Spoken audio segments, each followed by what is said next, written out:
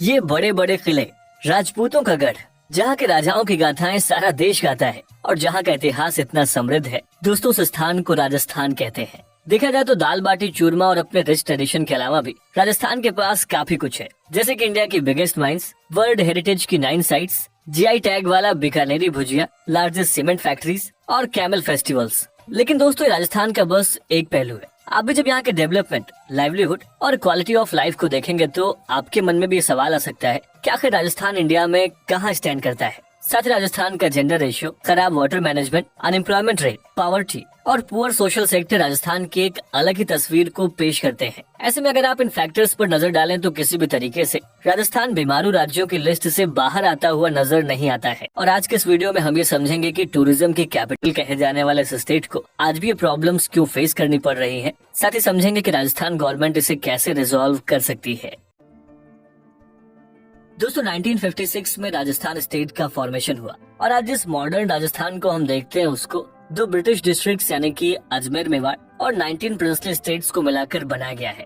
देखा जाए तो इसका total land area 3,42,239 kilometre square है, जो साल 2000 में मध्य प्रदेश के 2 हिस्से में डिवाइड होने के बाद भारत का लार्जेस्ट स्टेट बन गया। लेकिन अनफॉर्चुनेटली राजस्थान के टोटल लैंड एरिया में से 61.11% हिस्सा डेजर्ट है, जो थार रेगिस्तान और अरावली पठार के बंजर से घिरा हुआ है। साथ ही राजस्थान रेन शेडो एरिया में आता है, जो इस स्टेट की वाटर डेफिशिएंसी में बड़ा रोल प्ले करता है। दोस्तों इससे बात साफ हो जाती है कि लार्जेस्ट लैंड एरिया वाला स्टेट होने के बावजूद भी राजस्थान के एग्रीकल्चर सेक्टर का उसकी इकोनॉमी में शुरू से ही बहुत बड़ा कंट्रीब्यूशन नहीं रहा है और इसीलिए आज भी स्टेट जीडीपी में एग्रीकल्चर का कंट्रीब्यूशन सिर्फ 24% है, जबकि ओडिशा जैसे छोटे से स्टेट के एग्रीकल्चर सेक्टर का स्टेट जीडीपी में कंट्रीब्यूशन 26% है। दोस्तों यही कारण है कि भारत का सबसे बड़ा स्टेट होने के बावजूद भी भारत के जीडीपी में राजस्थान का कंट्रीब्यूशन सिर्फ 5% है। एग्रीकल्चर के बाद अगर हम राजस्थान की इंडस्ट्रीज की बात करें तो राजस्थान में इंडस्ट्रियलाइजेशन बहुत ही रिसेंट फिनोमिना है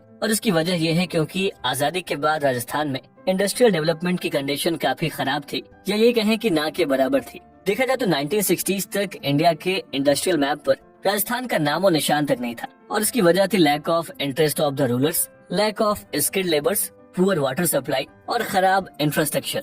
दोस्तों इसी के चलते जिस तरह का इंडस्ट्रियल ग्रोथ देश के बाकी राज्यों में देखने को मिला, राजस्थान में वैसा नहीं हो सका। हालांकि ऐसा भी नहीं कि इंडस्ट्रीज को स्टैब्लिश करने के लिए राजस्थान के पास रॉ मटेरियल और नेचुरल रिसोर्सेज नहीं है। शायद आपको ना मालूम हो कि राजस्थान में 57 टाइप्स ऑफ मिनरल्स प्रोड्यूस किए जाते हैं, लेकिन राजस्थान इन नेचुरल रिसोर्सेज के पोटेंशियल का इस्तेमाल अपने यहाँ की इंडस्ट्रीज को डेवलप करने में नहीं कर सकता और इसी के चलते आज वो रॉ मिनरल्स का मेजर एक्सपोर्टर है।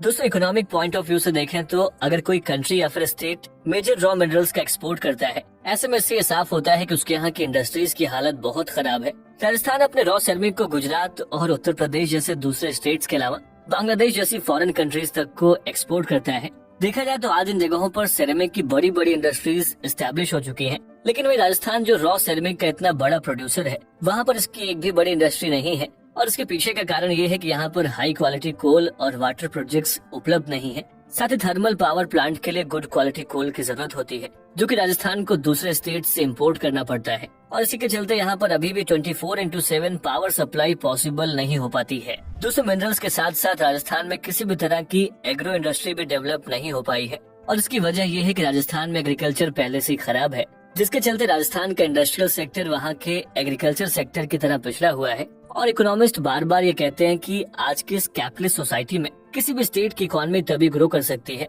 जब वहाँ की इंडस्ट्रियल ग्रोथ हो। साथ ही राजस्थान में इंडस्ट्रियल ग्रोथ का ना होने का दूसरा इम्पोर्टेंट फैक्टर ये भी है कि यहाँ पर कोई भी बड़ा प्राइवेट इन्वेस्टमेंट देखने को नहीं मिला है, जिसके पीछे राजस्थान का पुअर सोशल सेक्टर भी जिम्मेदार है। और हम ऐसा इसलिए कह रहे हैं क्योंकि राजस्थान शुरू से ही अनस्किल्ड लेबर, खराब literacy, low female labour force participation, child marriage, gender inequality और दोस्तों पॉवर्टी जैसे हर सोशल एस्पेक्ट पर सबसे पीछे खड़ा नजर आया है, जिसे हम कुछ डेटा की मदद से समझ भी सकते हैं। दोस्तों बात अगर राजस्थान के लिटरेसी रेट की करें तो ये आज भी 69.7% पर अटका हुआ है, जबकि देश का एवरेज लिटरेसी रेट 77.7% हो चुका है। वही जेंडर वाइज राजस्थान के लिटरेसी रेट को देखें तो इसमें विमेन लिटरेसी रेट 52.12% है, यानी आज भी राजस्थान की महिलाओं की आधी आबादी अनपढ़ है। और दोस्तों यही वजह है कि राजस्थान में महिलाओं का वर्कफोर्स में पार्टिसिपेशन लेस देन 5% है, जबकि देखा जाए तो असम जैसे छोटे से स्टेट में विमेन का लेबर फोर्स पार्टिसिपेशन रेट 39.83% है। साथ ही यहाँ पर एक फैक्टर जेंडर इनइक्वालिटी का भी आ जाता है। राजस्थान में अगर जेंडर रेशियो को देखें तो साल 2021 के डेटा के मुताबिक हर 1000 मेन पर 928 फीमेल है, जबकि नेशनल एवरेज 943 का है।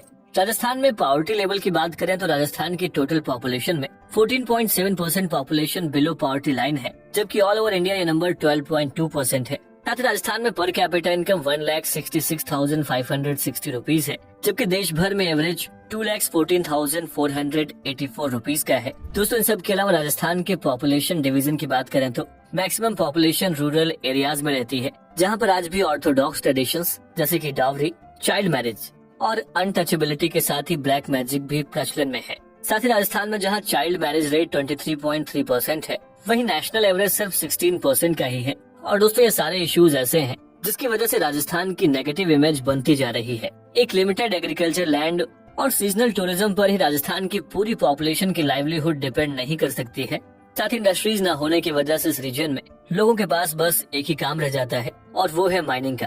लेकिन दोस्तों माइंस में काम करने वाले वर्कर्स आज सिलिकोसिस जैसी बीमारी से परेशान हैं। और दोस्तों अगर आप राजस्थान में एपिडेमिक लेवल को एक स्टडी के मुताबिक समझेंगे तो जोधपुर में 9.9% सैंड वर्कर्स को सिलिकोसिस प्रॉब्लम को फेस करना पड़ता है और ये कहीं न कहीं राजस्थान की पुअर हेल्थ इंफ्रास्ट्रक्चर की इमेज को भी रिप्रेजेंट करता है।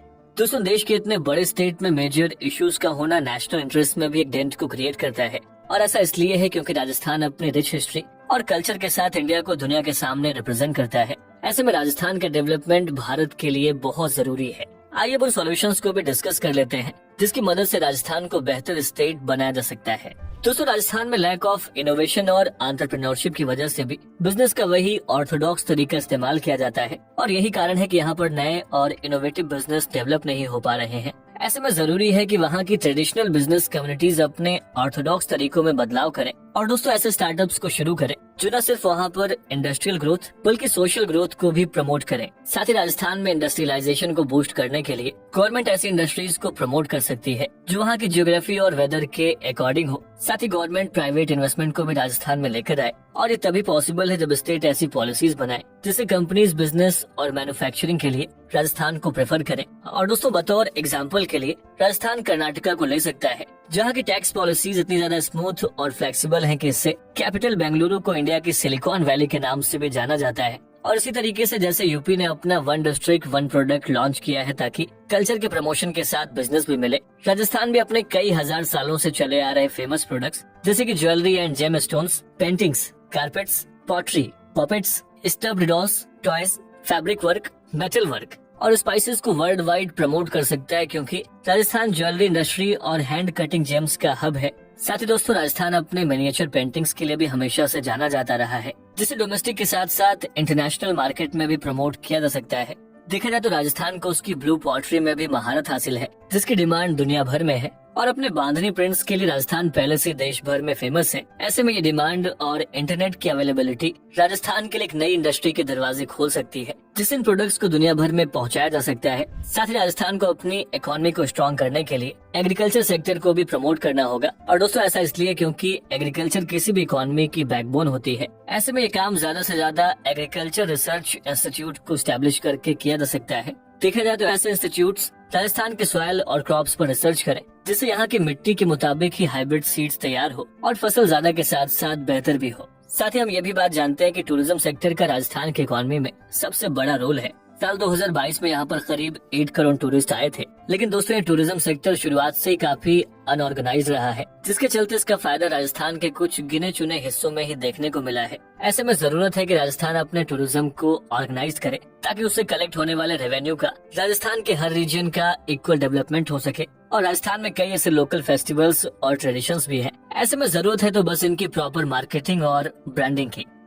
दोस्तों आज भारत के कई ऐसे स्टेट्स हैं जिन्होंने लिमिटेड रिसोर्सेज का इस्तेमाल करके अपनी इकोनॉमी को बूस्ट किया है। बीमारों की लिस्ट से निकलकर ओडिशा ने तो राजस्थान के लिए मानो एक मिसाल ही कायम कर दी है। ऐसे में जरूरत है तो बस इन रिसोर्सेज का बेहतर तरीके से इस्तेमाल करने की। और हम ऐसा इसलिए कह रहे हैं क्योंकि राजस्थान कभी भी अपनी इकोनॉमी को एग्रीकल्चर बेस्ड नहीं बना सकता है। ऐसे में उसके पास सिर्फ इंडस्ट्री और सर्विस सेक्टर ही बचते हैं, जो तभी डेवलप हो पाएंगे जब वहाँ का इंफ्रास्ट्रक्चर और social development at least national average के बराबर हो पाए। देखा जाए तो उसके लिए राजस्थान गवर्नमेंट ने कई इनिशिएटिव भी लिए हैं, लेकिन दोस्तों ऐसे इनिशिएटिव्स को सक्सेसफुल बनाने के लिए जरूरी है कि इनका फायदा राजस्थान के सबसे कमजोर वर्ग तक पहुंचे, और ये तभी पॉसिबल है जब वहाँ पर स्टेबल पॉलिटिकल एनवायरनमेंट क्रिएट हो पाए। दोस्तों ऐसे में अगर राजस्थान अपने पूरे पोटेंशियल का इस्तेमाल करके काम करता है तो वहाँ कुछ ही सालों में रैपिड ग्रोथ देखने को मिल सकती है, और स्टेट अपने साइज के अकॉर्डिंग ही भारत की ग्रोथ में भी कंट्रीब्यूट कर पाएगा। दोस्तों बारी है आज के सवाल की, राजस्थान की करंट सिचुएशन और डेवलपमेंट के बारे में आपकी राय क्या है? हमें इस वीडियो के कमेंट बॉक्स में जरूर लिखें।